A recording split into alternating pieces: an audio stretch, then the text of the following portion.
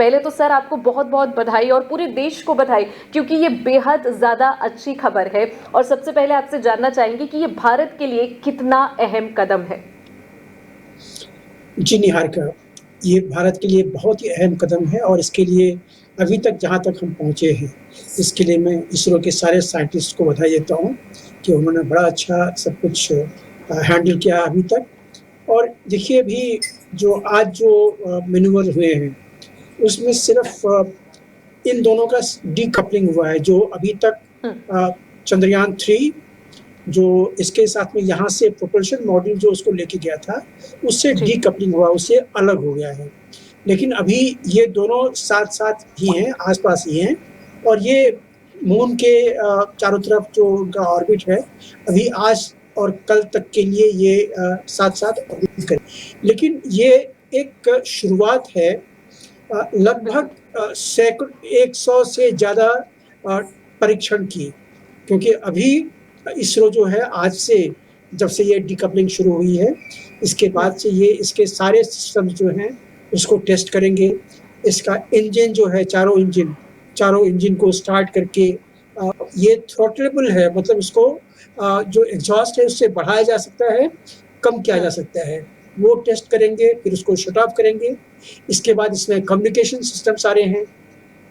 चंद्रयान 3 में 2 तरह के कम्युनिकेशन सिस्टम हैं। एक तो हुँ, चंद्रयान 3 से जाएगा ये प्रोपल्शन मॉड्यूल में, प्रोपल्शन मॉड्यूल से डीप स्पेस नेटवर्क वहाँ जाएगा, फिर वहाँ से ग्राउंड स्टेशन यूरोप में और इंडिया में, दोनों में आएगा। दूसरा अल्टरनेटिव सिस्टम जो है, चंद्रयान 3 से आपको याद हुँ। होगा आज से 3 साल पहले ऑर्बिटर हमारा गया था, वो ऑर्बिटर अभी भी जी, जी। मून के चक्कर लगा रहा है। हुँ, तो इसका अल्टरनेटिव जो पाथवे है, वो है कि मून के जो ऑर्बिटर हैं, ऑर्बिटर 2 उससे कम्युनिकेशन करके फिर उससे डीप स्पेस नेटवर्क और वहाँ से फिर ग्राउंड स्टेशन। तो ये दोनों उसके कम्युनिकेशन सिस्टम जो हैं, उसको टेस्ट करके एस्टेब्लिश किया जाएगा। तीसरा काम जो बहुत बड़ा काम है, वो कि हुँ, जितने भी सेंसर्स हैं, जितने सॉफ्टवेयर सिस्टम्स हैं, इन सबों का अभी फिर से एक बार टेस्टिंग होगा कि वो उसी कंडीशंस में हैं या नहीं। हुँ, आपको याद होगा कि ये जो लगभग 4 लाख किलोमीटर की जर्नी है धरती से लेके बिल्कुल। चाँद तक। इसमें डीप स्पेस में क्या होता है कि कॉस्मिक रेडिएशंस और सोलर फ्लेयर ये काफ़ी आते हैं और अनहिंडर आते हैं। इसमें हुँ, एक-एक जो पार्टिकल है, जैसे अल्फा पार्टिकल हो गया या एक न्यूट्रॉन हो गया, जो कि कॉस्मिक रेडिएशंस जाते हैं, ये बहुत वेरी हाई वेलोसिटी इसकी होती है हुँ, हुँ। और इसकी इसकी आक्रामक क्षमता इतनी होती है कि पूरे के पूरे चंद्रयान को वो छेद करते हुए, मॉलिक्यूल बिल्कुल टाइनी सी होती है, पूरे के पूरे छेद करते हुए ये निकल जाए, इतनी इसकी वेलोसिटी होती है। तो ये जो सफ़र इसका रहा है, ये बिल्कुल साफ़, बिल्कुल सुरक्षित रहा है। ये सारी चीज़ें अब इस सिस्टम में आज से लेके कल तक टेस्ट की जाएगी। जब ये पता चल जाएगा कि हाँ, सारे सिस्टम बिल्कुल हुँ, ठीक हैं, उसके बाद जहाँ पे अभी ये सब दोनों साथ-साथ जा रहे हैं, फिर हुँ, इसकी ऑर्बिट को डी-बूस्टिंग किया जाएगा। मतलब एक और रिट्रोबर्न, इसकी स्पीड और कम की जाएगी, वेलोसिटी और कम की जाएगी। उस ठीक है। वेलोसिटी के कम हुँ। करने से ये जो चंद्रयान 3 है वो मून के तरफ और आकर्षित होगा और नीचे आएगा। सर आपसे ये फिर जानना चाहती हूँ कि सॉफ्ट लैंडिंग कराना इतना ज़रूरी क्यों होता है? क्योंकि बार-बार इस टर्म पर यहाँ पर एम्फेसिस दिया जा रहा है कि सॉफ्ट लैंडिंग बेहद ज़्यादा ज़रूरी है। ऐसा क्यों कहा जा रहा है कि सॉफ्ट लैंडिंग इतनी ज़्यादा ज़रूरी है? और इससे पहले चंद्रयान 2 जब गया था और फेल हुआ था, तो अब डायमेंशंस में कुछ गड़बड़ आ गई थी, उसके बारे में आपसे जानना चाहेंगे? यहाँ क्या होता है, सॉफ्ट लैंडिंग मतलब हुँ, अच्छी तरह से लैंड करना, और उस लैंडिंग को सॉफ्ट इसलिए कहा जाता है कि हुँ, ये रिकॉइल ना हो। ये हुँ, कोई चीज़ ज़ोर से अगर गिराइए तो क्या होता है, वो उछल के फिर वो गिर जाएगा। तो वो हुँ, रिकॉइल ना हो, इसीलिए सॉफ्ट लैंडिंग ज़रूरी है। और जब ये चंद्रयान 3 अपने लैंडर के साथ में अंदर में रोवर भी है, तो ये सारी चीज़ें जब लेके जा रहा है तो सॉफ्ट लैंडिंग बहुत ही ज़रूरी है। और अगर सॉफ्ट लैंडिंग नहीं हुआ तो ये टिल्ट होके गिर जाएगा, ये उछल के हुँ, कहीं और चला जाएगा। तो इन सब चीज़ों को ध्यान में रखने के लिए सॉफ्ट लैंडिंग जो है बहुत ही ज़रूरी है। और इसीलिए इस बार का जो चंद्रयान 3 है, इसमें हुँ, सॉफ्ट लैंडिंग के लिए वो सारे तत्व, वो सारी चीज़ें डाली गई हैं, जो कि पिछले बार के सिस्टम में नहीं था। पिछली बार के सिस्टम में आपके चैनल पे तो नहीं, कहीं और हम लोग वो लास्ट फ़ेज़ में जब लैंडिंग के लिए जा रहा था, हुँ, हुँ। तो हम लोगों में से बहुतों को थोड़ा-सा एक एक वो सिक्स्थ सेंस जो होती है ना, वो कह रहा था कि उसका लेग जो है वो बहुत स्टडी नहीं है। इसमें जो ईंधन है, जो लास्ट टाइम में जो बर्न करते हैं, उसके स्पीड जी। को बिल्कुल कम करते हैं हॉवर करने के लिए, ये हुँ, शायद सफिशिएंट ना हो। और वही चीज़ हुआ कि ईंधन जितना था, उससे वो बिल्कुल सतत नहीं आ पाया। दूसरी, हुँ, इसके लेग्स जो थे, वो लेग स्टडी नहीं थे। इसका इंक्लिनेशन जो था, वो 15 डिग्री से ज़्यादा वो पिछली बार सह नहीं सकता था। तो इसीलिए इस बार का जो जो जो उसको ट्रैजेक्टरी दी गई है, उस ट्रैजेक्टरी में ही वो चंद्रयान को इस तरह से लेके आएगा कि वो 12 डिग्री से ज़्यादा वो टिल्ट हो ही नहीं। तो ये सारी चीज़ें उसमें दी गई हैं और सेंसर्स, बहुत सारे एडिशनल सेंसर्स इस बार लगाए गए हैं। जैसे हुँ, ऑल्टीट्यूड का होता है, वर्टिकल स्पीड, हॉरिज़ॉन्टल हुँ, स्पीड, जो जो टिल्ट होता है, इन सबों को जो जो सेंस करने के लिए एक ही नहीं, 2-2 इंस्ट्रूमेंट्स हैं। उसको हम लोग कॉरोनरी पैरामीटर बोलते हैं साइंटिफिक टर्म में। तो हर चीज़ के कॉरोनरी पैरामीटर दिए गए हैं और एक स्टैंड बाय सिस्टम जो है, वो भी इसमें दिया गया है। हुँ, आपने सुना होगा बहुत लोगों को कहते हुए कि इस बार का जो चंद्रयान है, इसमें वो फेलियर मोड का भी इस ध्यान रखा गया है। देखिए, हम हुँ, लोग जब भी कोई सिस्टम डिज़ाइन करते हैं, कोई क्रिटिकल सिस्टम जब डिज़ाइन करते हैं, तो उसका हम लोग FMECA करते हैं, failure mode effect and criticality जी। एनालिसिस। हुँ, FMECA ये करते हैं। इसमें यही चीज़ दिखाया जाता है कि इसमें क्या चीज़ फेल हो सकता है और हुँ, अगर वो क्रिटिकल सिस्टम फेल हो गया, तो उसको काउंटर करने के लिए, उसको बैलेंस करने के लिए कौन-सा दूसरा स्टैंड बाय सिस्टम है, जो इमीडिएटली उसको टेक ओवर कर सके, ऑटोमैटिकली उसको टेक ओवर कर सके। तो ये FMCA में जितने भी चीज़ें आती हैं, उसमें उसमें ऐड करने के लिए वो हम लोग करते हैं।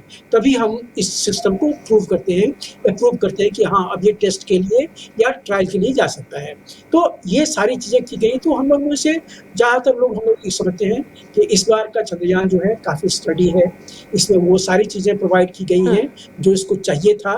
तो इसीलिए इस बार इसके फेल होने के चांसेस बहुत-बहुत रिमोट हैं। लेकिन याद रखिए, साइंस में और टेक्नोलॉजी में कभी-कभार वो हार्ड फैक्ट्स जो है वो सहना बिल्कुल। पड़ता है। इसको हम लोग फेलियर नहीं बोलते हैं, इसको हम हुँ। लर्निंग फेज़ बोलते हैं। ये चीज़ें होती हैं, इसीलिए सर तो बार-बार इस ये बार कहा जा रहा था कि चंद्रयान 2 का जो फेलियर है उससे इस बार सीख कर चंद्रयान 3 में जो चीजें लगाई गई हैं वो कुछ अलग होने वाली है और फेलियर को कम करने के लिए तमाम चीजें गई है। आपसे ये भी पूछना चाहती हूँ कि यहाँ पर जो सॉफ्ट लैंडिंग अगर हो जाती है तो लैंडर वहां पर कितने दिन मौजूद रहने वाला है और वो वहां पर रहकर किस तरह की इंफॉर्मेशन नीचे भेजेगा और 14 दिन अगर पूरे हो जाते हैं तो उसके बाद किस तरह की प्रक्रिया होगी और इसरो यहाँ से किस तरीके से उससे कनेक्शन लेने वाला है? देखिए, इस बार जो चंद्रयान 3 लॉन्च हुआ है, इसके हुँ, जो सबसे बड़ा इसका क्राइटेरिया है, जो ऑब्जेक्टिव है, वो है हुँ, वहाँ पे सॉफ्ट लैंडिंग। सॉफ्ट लैंडिंग मतलब जी। इस तरह से लैंड करना कि वो फिर से लैंड करने के बाद उछल के कहीं नहीं गिर जाए। हुँ, वो ठीक है। वो एक एंगल पे नहीं आए जिससे कि वो टिल्ट होके नीचे गिर जाए। तो वो सॉफ्ट लैंडिंग जो है, ये एक टेक्नोलॉजी, बहुत बड़ी टेक्नोलॉजी है कि जब यहाँ से आप डीप स्पेस में कोई चीज़ भेजते हैं, चाहे वो मून हो, कल को वो मार्स होगा, कल परसों कहीं और होगा, कल को हुँ, एक एस्टेरॉयड होंगे जिसके ऊपर में लैंड करना ज़रूरी होगा। तो ये जो सॉफ्ट लैंडिंग है, ये एक बहुत विशिष्ट टेक्नोलॉजी है, बड़ी परिष्कृत टेक्नोलॉजी है। तो इसको टेस्ट करने के लिए सबसे पहला ऑब्जेक्टिव है और दूसरा कि चंद्रमा पे कैसा वातावरण है, वहाँ का एनवायरनमेंट कैसा है, वहाँ पे हुँ, जो वहाँ एटमॉस्फेयर नहीं है, तो इसीलिए कुछ छोटे-मोटे बिखरे मॉलिक्यूल्स जो हैं, वो चाहे एयर के हों या किसी और चीज़ के हों, वो इधर-उधर घूम रहे हैं, बहुत कम है वो। तो जी। वो हुआ, वहाँ पे थर्मल सरफेस वो कैसा है, वहाँ का जो वाइब्रेशन वगैरह जो होते हैं, जो जो हुँ, हुँ, सिस्मिक एक्टिविटी हम लोग बोलते हैं, सिस्मिक एक्टिविटी वहाँ पे कैसी है और वहाँ का जो सॉइल है, वो सॉइल किस चीज़ का बना हुआ है, वहाँ पे कितने आइटम्स हैं, कौन-कौन से जो जो एलिमेंट्स हैं, वो उस वहाँ पे हैं। ये सारी चीज़ें चेक करने के लिए जो आपने देखा होगा लैंडर में 3 टेस्ट हैं, 3 इंस्ट्रूमेंट्स हैं, 2 इंस्ट्रूमेंट वहाँ के रोवर में हैं, तो ये सारी चीज़ें टेस्ट करेंगे। लेकिन आपने जो क्वेश्चन पूछा था, उसमें हुँ, कि ये 1 दिन के लिए जा रहा है, सो क्यों? हुँ, देखिए, चंद्रमा का एक दिन हमारा हम्म, अर्थ का लगभग 14 दिन के बराबर होता है। बिल्कुल। तो ये जो लैंडिंग फेज जो 23 तारीख को होगी, तो 23 तारीख को जहाँ पे ये लैंडिंग करने जा रहा है, वो वहाँ का सूर्योदय होगा। हम्म, आपको मैं बता दूं, मान लीजिए ये चंद्रमा है। इस चंद्रमा में अभी आप ये जितना देख रहे हैं, ये सारा ये सूर्य से जो रोशनी आ रही है, ये आप लिट अप एरिया देख रहे हैं। इसका हम्म, जो पोल है, दोनों पोल, जी। वो अभी यहाँ पे लिट अप है।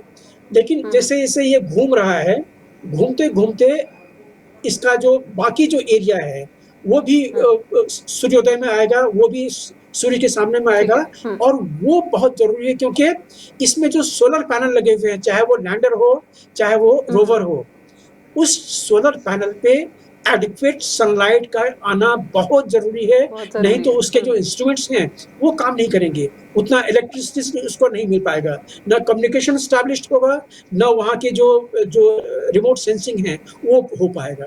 तो ये सारी चीजों को काम करने के लिए ये सूर्योदय से लेके सूर्यास्त, ये 14 दिन का समय है, जो कि हम्म, इसमें वो काम करे। सूर्यास्त होने से पहले इसको हम लोग बोलते हैं इट विल गो स्लीप। हम्म, मतलब आपने कभी कंप्यूटर को देखा होगा, लैपटॉप में लगता है कि वो बिल्कुल। जी। Shut down, sleep, restart.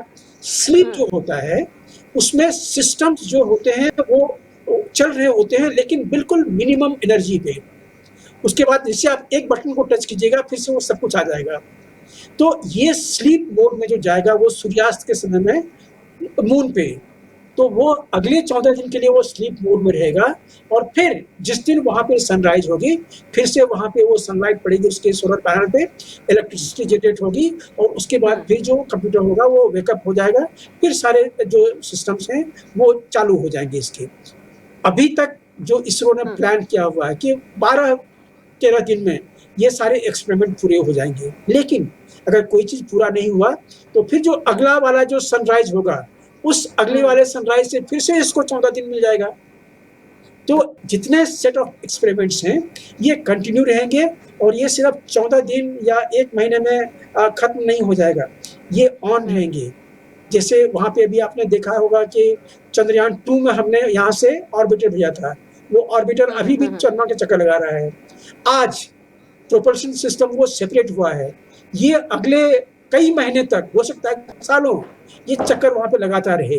तो ये सारे सिस्टम्स हैं, लेकिन उनके मिनिमम पीरियड दिए गए हैं कि मिनिमम कम से कम इतना तो काम करेगा ही करेगा। इसके बाद डिपेंड करता है कि बाकी 14 दिन के बाद वहां की क्या ठीक है। स्थिति है, फिर वो काम करेगा और किस तरह से काम करेगा। सर, आपसे जानना चाहूंगी कि कहा गया कि लैंडर का जो अब सफर है वो थोड़ा मुश्किल होने वाला है, और एक टर्म है जो जिसे डी ऑर्बिटिंग कहते हैं, उसका क्या मतलब होता है, ये भी आपसे जानना चाहूंगी। देखिए, डी ऑर्बिटिंग हुआ कि हर अभी इसका एक ऑर्बिट है, जो कि आपने देखा होगा इसरो की वेबसाइट पे, 153 × 163 किलोमीटर, 153 × 163 किलोमीटर, ये उसका ऑर्बिट है। जब तक ये इस ऑर्बिट में है, तब तक तो ऑर्बिट में है।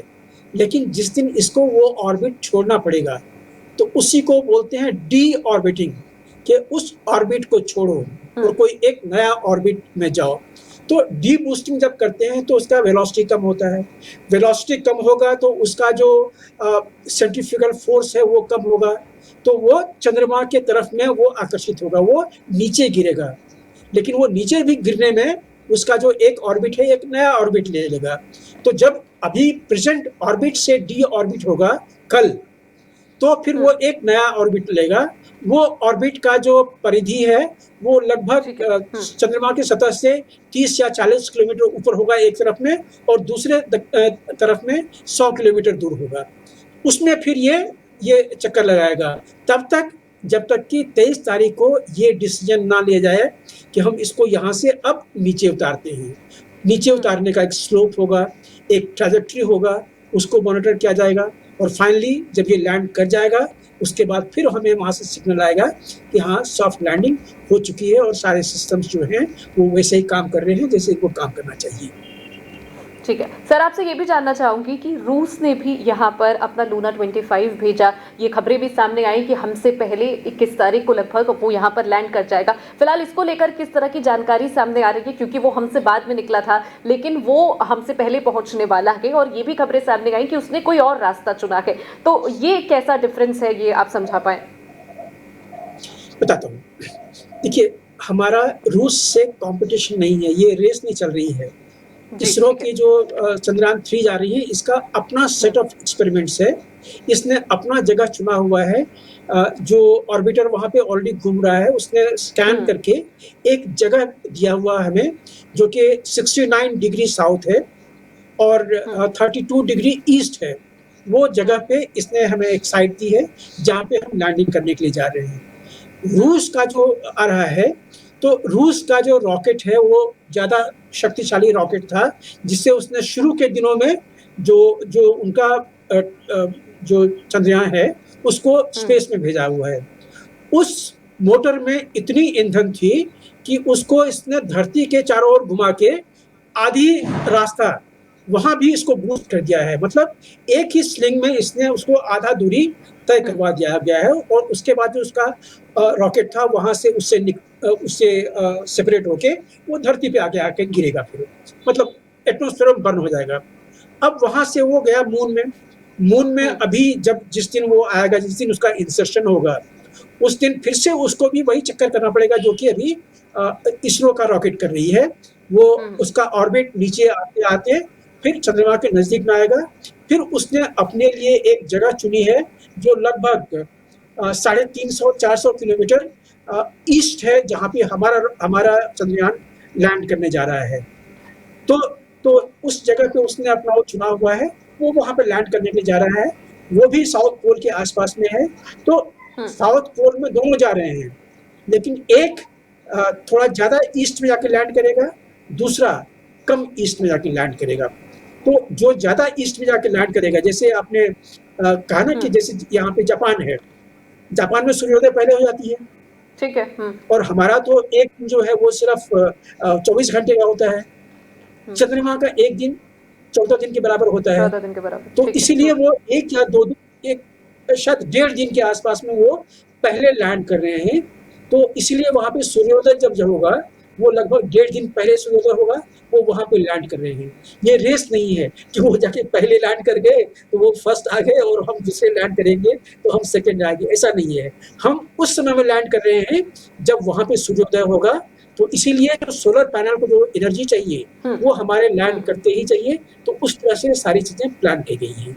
न्याय सर आपसे ये भी जानना चाहूँगी कि यहाँ पर चंद्रयान 3 को भेजने का मुख्य उद्देश्य क्या है? क्योंकि पूरा भारतवर्ष ये जानना चाहता है कि चंद्रयान 3 क्यों इतना अहम हो जाता है, क्योंकि चंद्रयान 2 जब गया था, फेल हुआ, उसके बाद लोगों की उम्मीदें टूटी, और इस बार ये भी मैं आपसे जानना चाहूँगी कि साउथ पोल ही क्यों चुना इसरो ने और भारत ने?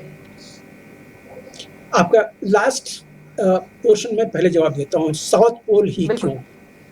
देखिए, चंद्रमा पे एटमॉस्फेयर नहीं है, तो कोई हुँ, भी एस्टेरॉयड है, कोई भी जो मेटेओराइट्स हैं, कोई भी उल्का है, कॉमेट है, वो डायरेक्टली आके वहाँ पे बॉम्बार्ड करता है, जाके उसके सरफेस से बिल्कुल हुँ, जाके सीधा टकराया और चूर-चूर हो गया। जी।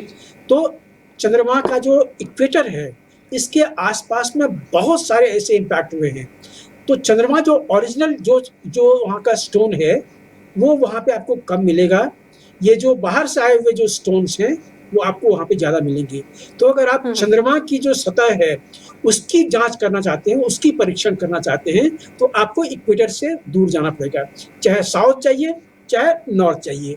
तो हमने सेलेक्ट किया हुआ कि साउथ में जाएँगे, क्योंकि वहाँ पे पहले हमने हमारा जो चंद्रयान 1 है, उसने वो वहाँ पे पानी भी देखा था, वाटर देखा था, उसके जी, क्रिस्टल्स बिल्कुल। देखे थे। हुँ, तो उस तरफ में जा रहे हैं और उसको रिकन्फर्म करेंगे कि क्या वहाँ पे पानी के मॉलिक्यूल्स हैं या नहीं हैं। तो हुँ, इसीलिए साउथ पोल, वहाँ पे एक और चीज़ होने वाला है कि चंद्रमा का जो बेसिक स्ट्रक्चर है, ओरिजिनल स्ट्रक्चर है, हुँ, उसके सैंपल, उसके पत्थर वहाँ पे मिलने के ज़्यादा चांसेस हैं रादर देन जो ये कंटामिनेशंस जो बाहर से आए हुए हैं। बाहर से आए हुए वहाँ पे पत्थर कम मिलने के चांसेस हैं और ओरिजिनल पत्थर जो उसका है, स्ट्रक्चर जो है, वो ज़्यादा मिलने के चांसेस हैं। तो ये 2 मेन रीज़न्स हैं कि हम लोग साउथ पोल पे जा रहे हैं। दूसरा आपने पूछा कि चंद्रमा हुँ, क्यों? हुँ, देखिए, साइंस एंड टेक्नोलॉजी ऐसी चीज़ है, जिसमें एक चीज़ दूसरे से लिंक्ड अप है। अगर ठीक मान है। लीजिए पहला व्हील अगर आज से 2500 वर्ष पहले नहीं बनता, तो हुँ, आज हमें क्या हम मोटर गाड़ी हम देख पाते? बिल्कुल। पहला हुँ, इंजन जिसने भी बनाया था, चाहे जिसने फॉर्म बनाया था, अगर वो स्टीम इंजन नहीं बनता, तो क्या आज हम ये हाई स्पीड ट्रेन देख पाते? इस तरह से साइंस एंड टेक्नोलॉजी में क्या होता है, आज हम चाँद के ऊपर में गए हुए हैं, कल इसी के ऊपर में और अपग्रेडेशन होगा। कल हम कहीं हुँ, और जाने की अगर नौबत आई देश को, तो वहाँ पे भी हम अपने जो यंत्र हैं, हमारा जो क्राफ्ट है, उसको हम वहाँ भेजने के लिए तैयार रहेंगे। तो टेक्नोलॉजी हमेशा कभी ये फेल नहीं होती, हमेशा ये हुँ, किसी न किसी काम आपके आती रहेगी, चाहे इसका एक पोर्शन या पूरा का पूरा टेक्नोलॉजी। तो इसीलिए टेक्नोलॉजी साइंस एंड टेक्नोलॉजी में हम कभी ये नहीं पूछते हैं कि ऐसा क्यों कर रहे हो? हाँ, अगर पैसे हुँ, की कमी है, तो ठीक है, तब ये सवाल उठता है। तो आज हुँ, से 14 साल पहले पैसे की कमी थी हमें, क्योंकि बिल्कुल। उन दिनों में भारत जो था, वो $1.5 ट्रिलियन का इकोनॉमी है।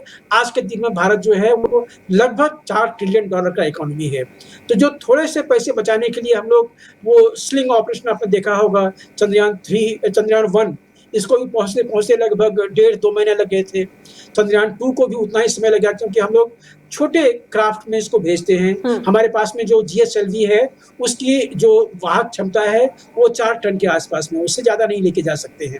तो ये जो हमारी लिमिटेशन है, इसको ध्यान में रखते हुए कम पेलोड को हमने भेजा हुआ था, ऐसा हुँ, था। आज के दिन में जो एलवीएम जिसको लेके चंद्रयान को लेके गया हुआ है, इसकी क्षमता ज़्यादा जी, है। तो आज के दिन में हम ज़्यादा ईंधन वाले भी यान भेज सकते हैं, जो कि सीधे भी जा सकती है। क्योंकि हमारा ये जो सिस्टम है, पिछली बार सक्सेसफुल था। हमने जो चंद्रयान 2 था, हमने सारा कुछ किया, सिर्फ़ जो अंतिम के वो 2 3 सेकंड्स थे, उसमें जो फेलियर हुआ, उसके हुँ, अलावे तो बिल्कुल एकदम कॉपी बुक स्टाइल जो था साइंस का, वो हमने देखा था। तो वो हुँ। सक्सेसफुल सिस्टम था, सक्सेसफुल टेक्नोलॉजी था। इसीलिए हमने चंद्रयान 3 में भी वही सक्सेसफुल टेक्नोलॉजी अपनाया हुआ है, तो इसीलिए जाने में ज़्यादा टाइम लगा है, निहारिका। सर आपसे जानना चाहूँगी कि चाहे नील स्ट्रॉन्ग पहले गए हो लेकिन चंद्रयान 1 ने ही पानी की पहली तस्वीरें भेजी थी, यानी भारत शुरू से ही इसको लेकर बहुत श्योर था कि वहाँ पर कुछ मौजूद है और इसी को आपने बताया कि रिकन्फर्म करने के लिए हम ये प्रोसेस बार-बार करते रहते हैं। आपसे ये भी जानना चाहूँगी कि वहाँ पर कौन-कौन सी चीज़ों की यहाँ पर अवेलेबिलिटी हो सकती है और फिलहाल वहाँ सैटेलाइट से जो तस्वीरें सामने आई, 5 अगस्त को भी जो चंद्रमा की तस्वीरें सामने आई, वो पूरी दुनिया के लिए कितनी अहम हो जाती है?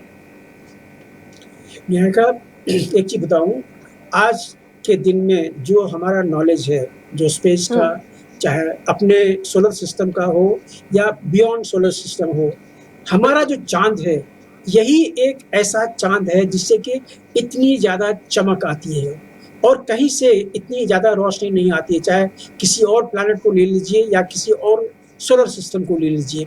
तो चंद्रमा में ज़रूर कुछ ऐसा है, जो कि हमें इतनी सारी रोशनी देती है, रिफ्लेक्शन करती है। जो हुँ, सोलर लाइट्स हैं, इसको रिफ्लेक्ट करती है। तो वहाँ पे हम जानते हैं, वहाँ पे शीशा ज़्यादा है, वहाँ पे मैग्नीज़ ज़्यादा है। हीलियम हुँ, 3 जो कि एटॉमिक जो फ्यूज़न होता है, उसमें काफ़ी यूज़फुल होता है। हीलियम 3 है जिसमें लोगों की आँखें हैं। लेकिन क्या वो वहाँ पे इतना ज़्यादा हीलियम 3 का एक्सट्रैक्शन कर पाएँगे और वहाँ से हुँ, लेके यहाँ धरती पे आ पाएँगे, जो कमर्शियली वायबल है? अभी हुँ, फ़िलहाल तो हुँ, क्वेश्चन मार्क उसमें है। दूसरा, बिल्कुल। वहाँ पे ज़्यादा खनन करना, वो अंतर्राष्ट्रीय उस पे कोई न कोई एक अभी कानून निकलेगा, क्योंकि चंद्रमा भी एक सैटेलाइट है, धरती का सैटेलाइट है। अगर उसका वेट कम हो जाए, ये जो वहाँ से हम सामान लाना शुरू कर देंगे, हुँ, पत्थर या वहाँ से जो भी मिनरल्स हैं, वहाँ से लाना शुरू करेंगे, उसकी मास कम हो जाएगी। जब हुँ, चंद्रमा की मास कम होगी, तो उसका जो अभी का जो ऑर्बिट है, वो ऑर्बिट किस तरह से उससे इफ़ेक्ट होगा, अभी फ़िलहाल हम नहीं जानते हैं। आज के हुँ, दिनों में हम साइंटिस्ट जानते हैं कि चंद्रमा हमसे हर साल में 1 इंच दूर जा रहा है। लेकिन हुँ, जब उससे हम मिनरल निकाल के लाएँगे, तब कितनी ज़्यादा वो दूर जाएगी, ये हम नहीं जानते हैं अभी के दिन में। तो इसीलिए इसके ऊपर में कोई न कोई एक रेगुलेशन होना ज़रूरी है कि चाँद धरती की जो परिक्रमा कर रहा है वो करता रहे। उसको उसमें कोई ऐसा चीज़ हम लोग ना करें जिससे कि वो भी खतरे में पड़ जाए। हमने तो धरती को खतरे में डाल ही दिया हुआ है। यहाँ के क्लाइमेट, यहाँ के वहाँ की सब चीज़ें हैं, हमने स्पॉइल की हुई है। चाँद को करने नहीं दें किसी को, इस तरह का एक रेगुलेशन यूएन को पास करना पड़ेगा, जिससे कि वहाँ की एक्टिविटी जो रेगुलेट होगी। लेकिन एक उत्सुकता होती है कि चाँद में आखिर क्या सब चीज़ है? वहाँ पे कितने मॉलिक्यूल हैं? देखिए, आप साइंस के स्टूडेंट हैं? नहीं सर। निहारिका, आप साइंस नहीं से हैं। नहीं, कॉमर्स। देखिए, जो साइंस के स्टूडेंट हैं, आज तक के दिनों में जो साइंटिस्ट हैं, उन्होंने 108 एलिमेंट खोजे हैं। कौन जानता है कि हमारा जो ये चंद्रयान 3 है, जब इसका रोवर बाहर निकल के आएगा, जब ये वहाँ पे एलिमेंट जो ओरिजिनल एलिमेंट है, उसकी खोज करेगा, तो कौन कह सकता है कि 109वां एलिमेंट उभर के ना आ जाए? तो ये एक साइंटिस्ट खोज है, वो सिर्फ इंडिया के लिए नहीं, ये पूरे विश्व के लिए होगा। तो साइंस जो है, वो पूरे मानवता के कल्याण के लिए, जानकारी में जो एडवांसमेंट होती है, उसके लिए काम करे, ये हर देश कोशिश करते हैं। इंडिया इसमें चौथा स्थान पे है, हमें इस पे नाज है और हम इसरो को इसके लिए कॉम्प्लीमेंट देते हैं और शुभकामनाएँ भी देते हैं कि जब ये सॉफ्ट लैंडिंग हो, ये बिल्कुल उसी तरह से कॉपी बुक स्टाइल में हो, जैसा प्लान किया गया है। निहारिका। ठीक है सर, हमारे साथ जुड़ने के लिए और तमाम जानकारी के लिए आपका बहुत-बहुत शुक्रिया, क्योंकि मन में बहुत सारे डाउट थे, आपने क्लियर किए, उसके लिए बहुत-बहुत शुक्रिया।